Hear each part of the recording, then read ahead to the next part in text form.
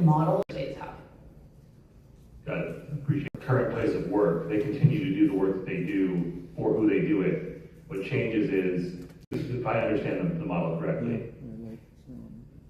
Yes, generally. What we did not necessarily have time or resources to do was to negotiate it with in this case, in that instance, you're talking about us, and how different that is from, say, either the... And with this, Council President, I'm glad we're having this conversation. I think it's important. And I appreciate, Nate, your comments. The reality is that I don't know that there's a single issue where I've heard more agreement amongst folks from different sides of the political workers and protected taxpayers. Thank you, Council President. All right. And I'm going to jump in at this point. So I want to start off by thanking Heather, General Services team. We can and will do big things. And when financial impacts are conservative in its projections, or it may take longer than initially anticipated, the municipal energy from members of the public. Stability is in everyone's sides of the conversation. Member Elo Rivera, we should keep our options open. We should pursue a municipal energy utility because it's in everyone's best interest. It pleasantly surprised me today of the Environment Committee.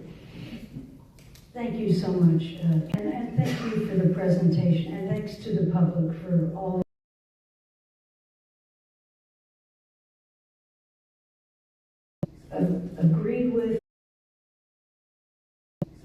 Agreed with and appreciated on all sides. This is a really complicated issue. Committee that was January 2019. First thing I did was lead the effort to create.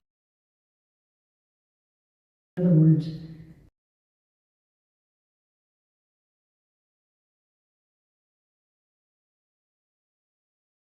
what became San Diego Community Power.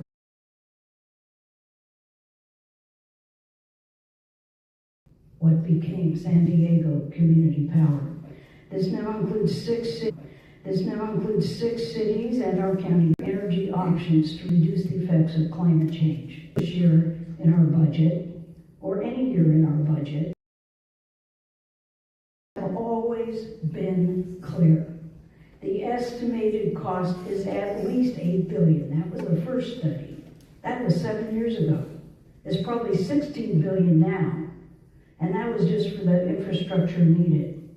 The city cannot afford this. That estimate does not include additional costs, staffing, operations, and onboarding.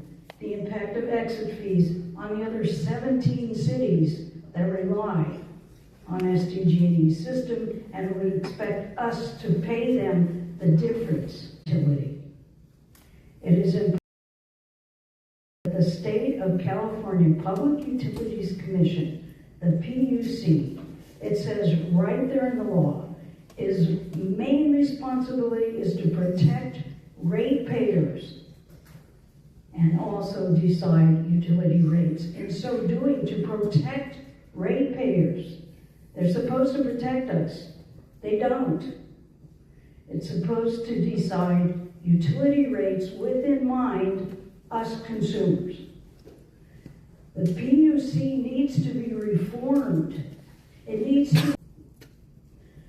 Forming San Diego Community is very successful. It has millions of dollars in its reserve. The question is, why have they not lowered their rates? We need to have them come in and answer that for us.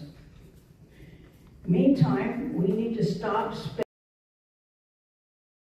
I think this last one was $3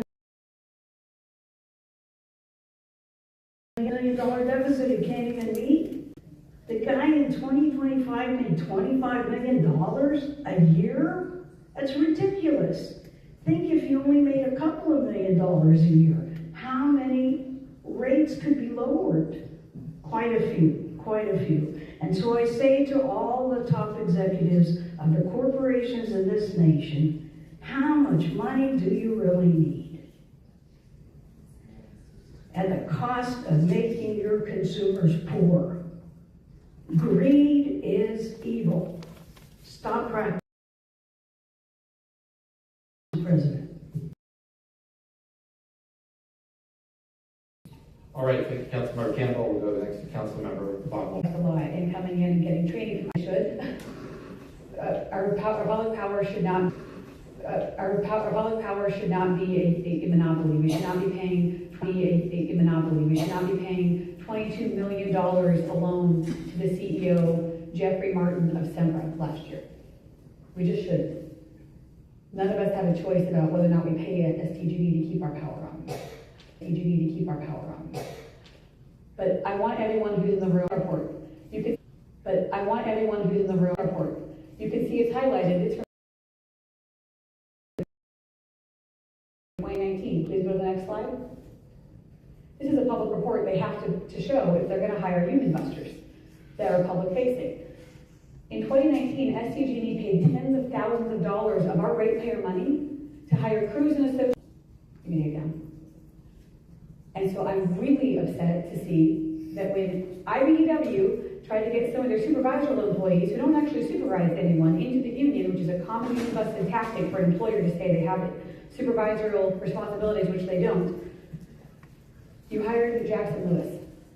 But guess why you don't have to report that? Because there's a loophole in federal law that says if you hire a lawyer to do your union busting, you can call it legal services.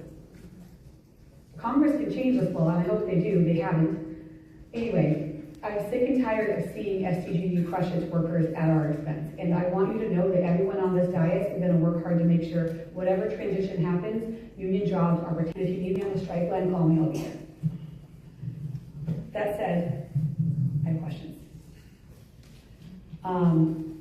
First of all, what would taking over the power structure look like, or the power infrastructure look like? Obviously, SDG&E is not willing to sell their assets. So legally, what would the city do if we were to do that?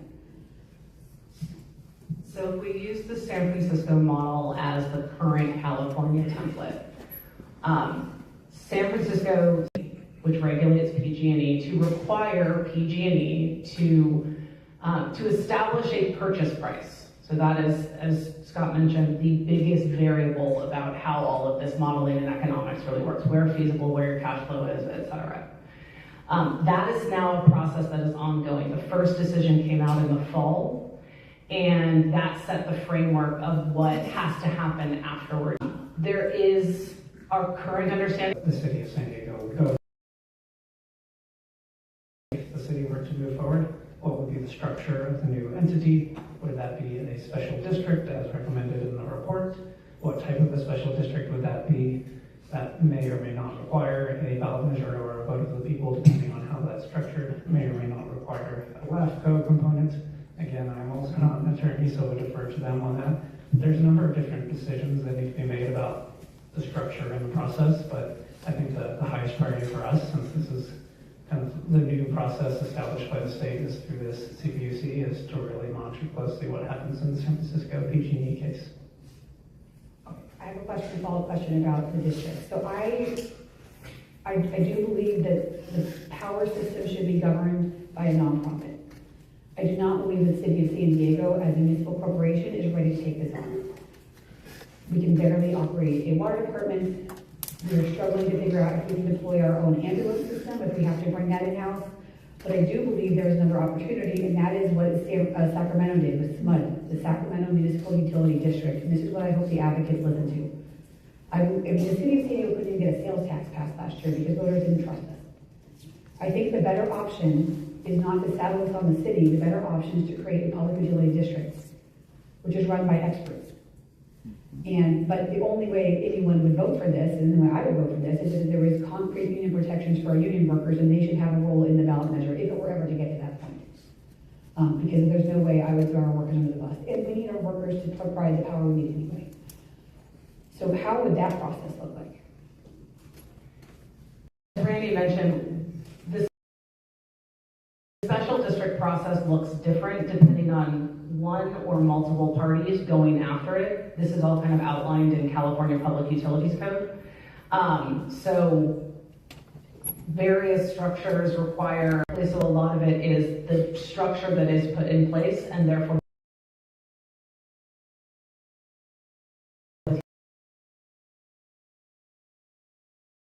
with those specific areas of law, I do not want to even attempt to group them off the cuff. It sounds like a LAFCO question, understood. Another question, much higher than what's even the $7 million. Just because, I don't think STG would willingly sell its assets, which means it would go to some kind of eminent domain, foreclosure, I don't know, and that would be litigated every step of the way, which would increase the cost exponentially. So just, I have a feeling that's what's going to happen in San Francisco, but we'll see.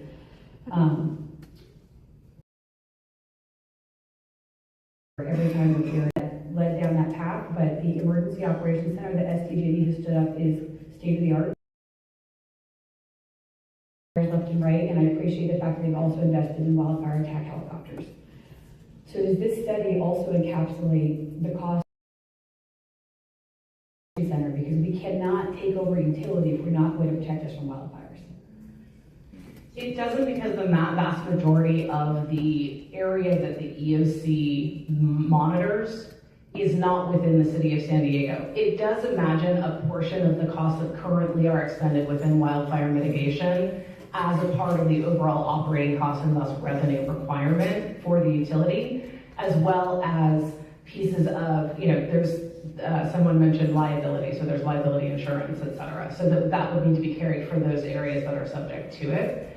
But again, I think it's remembering that if you're separating out the system, now there also then would need to be coordination between the two, and that kind of goes to that just compensation piece of how much has already been paid for by San Diego ratepayers, how much would therefore need to be, and some of that is also subject to, the CPUC, as was mentioned, SDG&E makes a revenue request specifically within the Wildfire Mitigation Fund that includes the cost of operation of this. The CPUC then decides how much of that can and cannot be rate-based or should not be expended. And so what role, say, a municipal utility in an area that is definitely at risk because of fires in not its territory pays and plays in the operations to ensure that those fires don't get anywhere near the territory would all be part of the negotiations between the parties. So the feasibility study incorporates modeled costs for that, but it doesn't outline, for a whole bunch of reasons, how specifically those negotiations would go, because simply we can't speak for the other side of the table. Okay, got it. But that would be something that's incredibly important that needs to be thought about. Absolutely. I wish the CPUC would require every utility to do something similar so they stop lighting wildfires up and down the state. But there's many things I wish the CPUC would do. Okay, my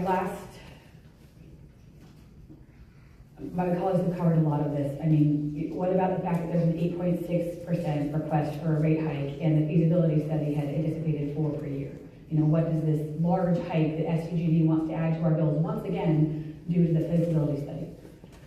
Sure, so I think some of the things to remember is over a 30-year horizon, we specifically picked 4%. One, because historically in the past 2 GRCs, that's approximately been the end decision. So SDG&E usually asks for more money and then it gets cut down through the GRC process.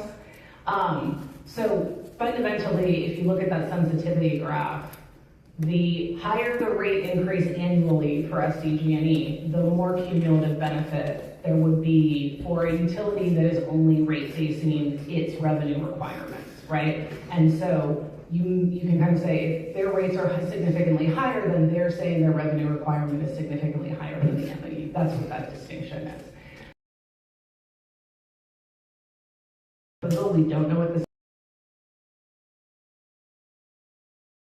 CPUC is going to decide, and because it is frankly only a 4-year picture, and we're trying to do a 30-year model, providing a conservative estimate gives us and it's still feasible at 4%, then at 6%, it is also feasible from an economic perspective. At 8%, it is still feasible from an economic perspective. So it's 8% increase It's overall in the system, it's actually a 5% increase in in 2028 from 2027 rates, so we haven't seen those yet. 2028 is 8.5%, and then 2029 is 8.5%, and then 2030 and 2031 are both 5.5%. So again, we're trying to blend out a 30-year annual rate increase in order to make those numbers line up accurately. To do that when it's a monopoly. But it has to include protections for our workers who work very hard to make sure the lights and gas are literally turned on every day. And mitigation costs that are going to come with trying to separate from this. But again, that's why I think the utility district would be better to take this on, and the city of San Diego itself, because that could be a fight they could fight. The city as a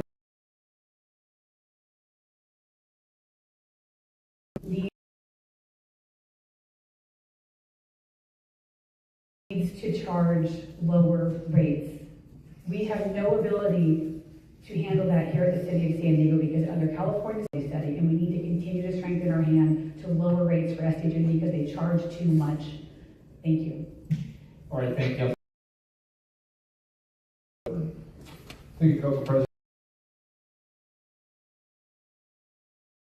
Now, $42 may not seem like that much, so are we saying the potential savings then would be the equivalent of what $42 a month is today, or would it be $42 30 years from now? To the extent that it would be today's dollars, we're looking at the percentage that were proposed or was projected to be relative to the savings. Looking at the flip side, you talk about the risk. What would be the worst case scenario if things went south? In real terms, what bad things could happen to the city? Could incur, costs like commodity costs in terms of All report and an analysis on the feasibility based on what you know and your expertise. Do you think that San Diego should go to a municipal utility? I believe the report suggests that it's financially feasible to do so. Okay. Feasible to do so. Okay. I will turn. My thoughts on this are many. So I will tell you what I've been telling. So leading up to this meeting, I've had many meetings. I've met with General Services. I've met with Public Power San Diego. I've met with San Diego Gas and Electric. And I've told all three entities the same thing. We've had the things another study is not going to tell you what they can answer for. What they can answer for. Okay, that's helpful. Thank you, Council. Okay, that's helpful. Thank you, Council President. All right, thank you, President. All right, thank you, Councilmember Whitburn. We'll go next to Councilmember Campillo. In one way or another, that keep coming up, and it's not very often we have both sides up, and it's not very often we have both sides who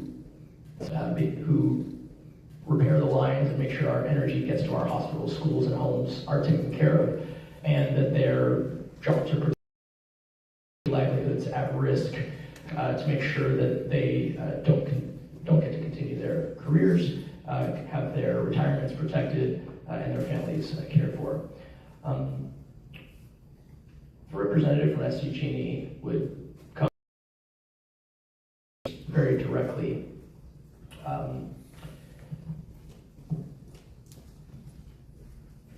Thank you, Ms. Cease. Thank you for being here.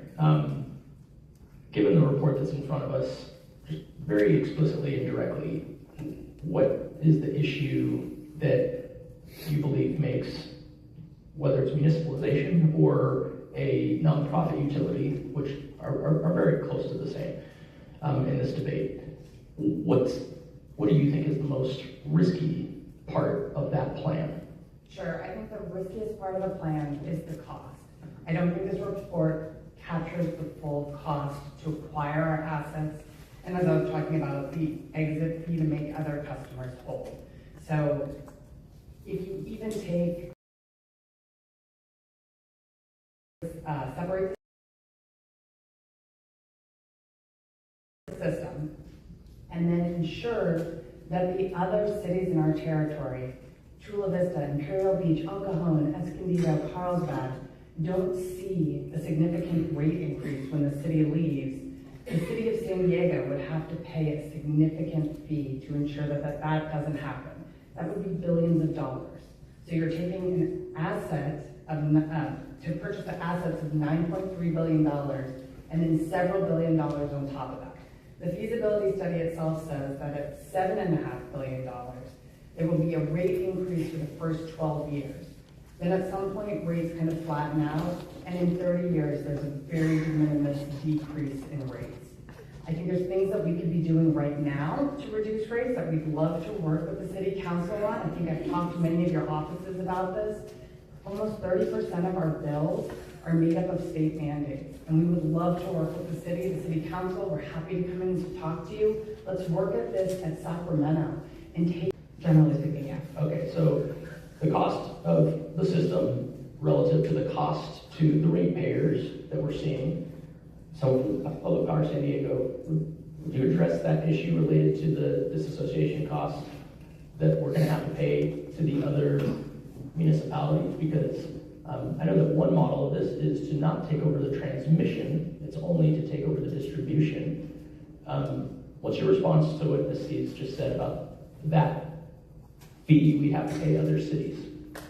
Well, there is no fee yet that we might pay. I think I would side with, I think, Heather's comment that all of this would be a negotiation. We don't know where that's going to land.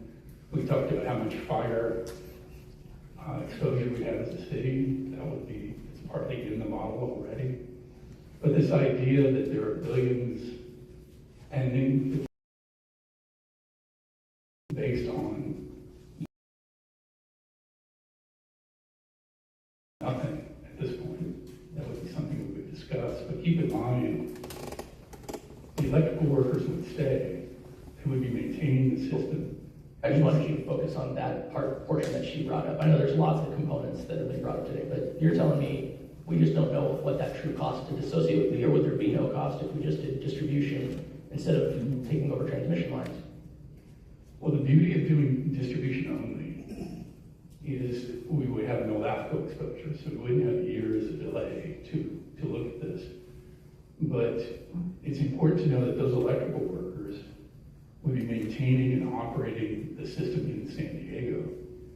Those costs wouldn't be costs that other cities would bear. We would bear our own costs. So it's very much to be negotiated what additional costs we might have to bear as well. Okay, 1 second. Given that our business manager for these workers is here in the room, Mr. Fair, related to that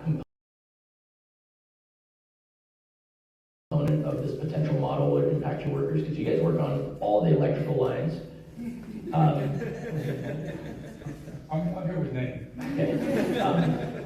Thank you for being here, Nate. The transmission versus distribution concept here. The transmission lines cross.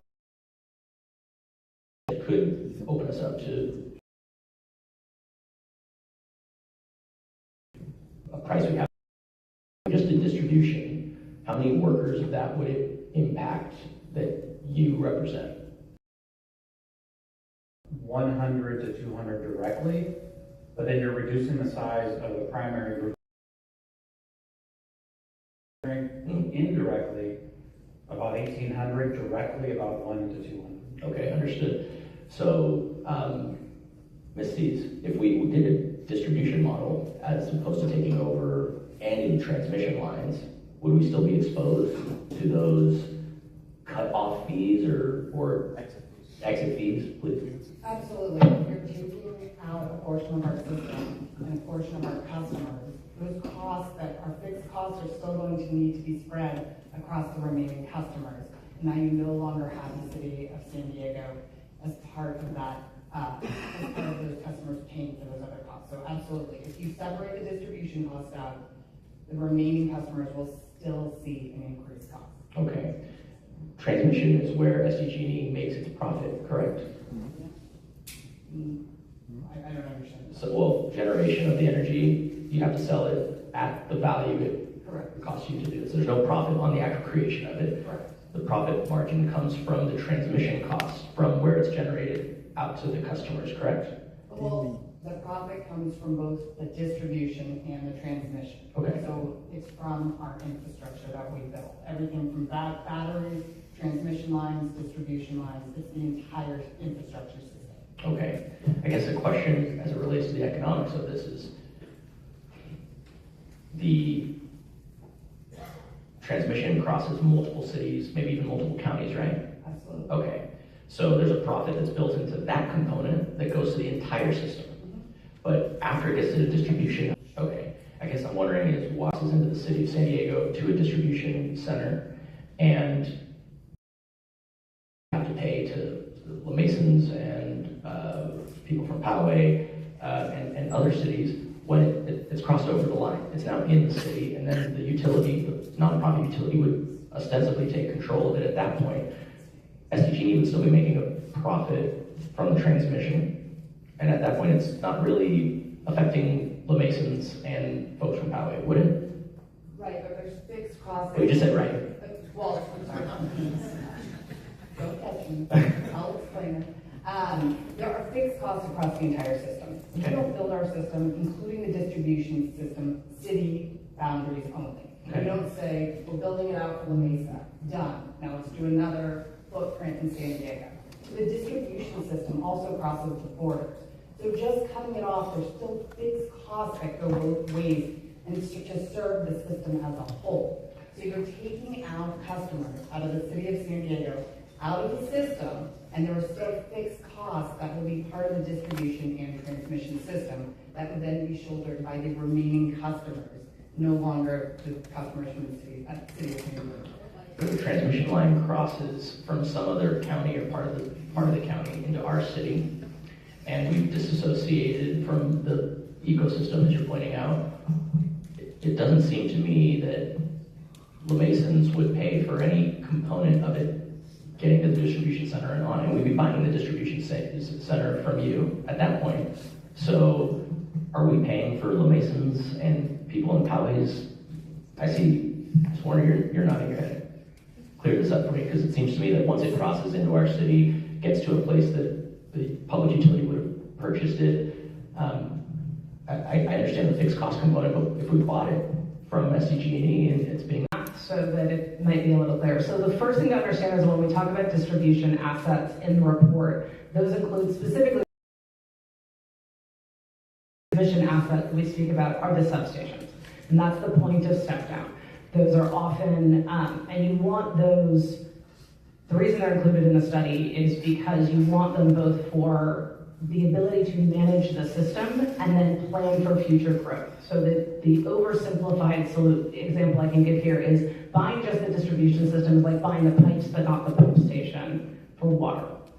So that's kind of, I just want to address kind of there was a reason that we didn't do a distribution only kind of presentation in the report.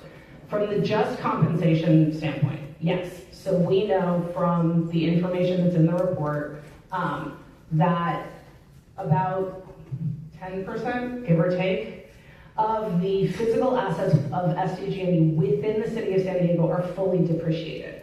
One of the reasons those cost boundaries are so large compared to, a lot of that is because the vast majority of ratepayer funds in the last 5 to 10 years of all of SDG&E's territory have been toward wildfire mitigation. That's been approved at the CPUC, and to Councilmember Von Wilpert's point, we have benefited from that as a city.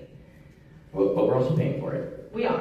10 years ago. And every other municipality is Right. paying for it. So 10 years ago, the city of San Diego ratepayers made up approximately 40% of SDG&E's total revenue. Since we've now, that means that, and again, we don't put this number in the feasibility study because you can kind of pick any number to put in, that whatever investments SDG&E continues to make from that division, from the point of that, only going to be applied the rest of the system. So right now, yes, depending on which year, which talk about City of San Diego ratepayers, most of the urban ratepayers, frankly, not just within the city, are subsidizing investments in the physical system outside the city.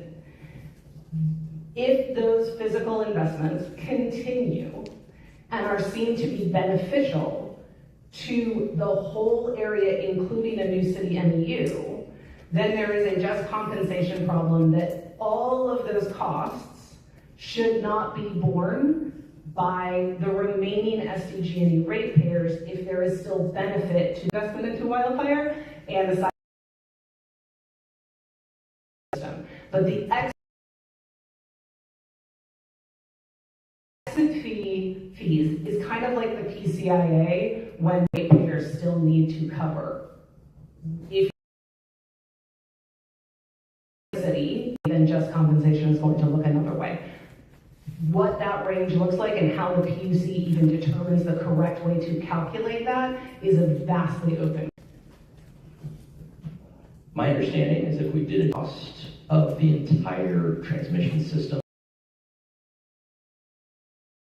hypothetical bill, so why would there be an exit fee if we'd still be paying the transmission bill? Because, which again, wasn't built city by city. So even if you disconnect it, our system is built as a unified, territory-wide, South Orange County to the border, and there are fixed costs that run through that would still need to be, that are still being paid by our customers. And so if the city was to walk away, those customers are still paying those fixed costs that have already been spent. And so the city can't just walk away from those fixed costs across the system. They would still be responsible. That's what the case up in San Francisco says. You have to move the other customers whole. And what do you think the fixed costs are? We think it's in the billions. Surely. $4 to $7 billion. It's a huge range, somewhere between $4 and $7 billion. 4 being very conservative. I was going to say, surely as the investors in that infrastructure, you would know the exact dollar amount that it would cost, right? Yes. Okay. Can you not give me better than 4 to 7? Okay. Six to $8 billion. Okay. But it's negotiable, right? We don't think so, and CPUC did say that it's absolutely part of the court case, as Heather just explained. The court will actually determine it. So, I don't know exactly what that's going to look like. Yes, it could be some type of settlement, but ultimately the court determines what the just compensation would be to the remaining customers, so they don't see a 20 to 30% rate increase. Okay.